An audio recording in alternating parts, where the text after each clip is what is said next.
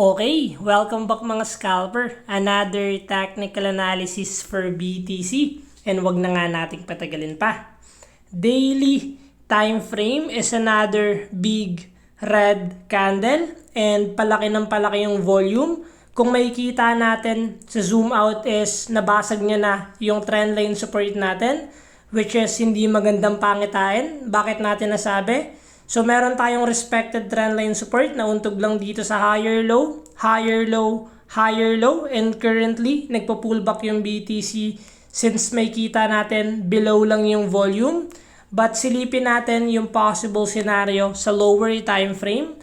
So may kita natin BTC still on a downtrend momentum na nagparamdam siya ng lower high dito and then biglang lumagapak pababa and currently creating multiple lower high. Meron tayong another lower high, and if magkakaroon tayo ng another rejection here, another lower high. So what we expect sa ganitong scenario, if magkakaroon tayo ng rejection dito sa trendline resistance and breaking the previous low, possible it's only a continuation ng downtrend momentum. But the moment na mabasag nyo yung trendline resistance natin is magkaroon na tayo ng sign of weakness sa seller's momentum. But currently, sa pinapakita ng BTC, we are still on a downtrend momentum.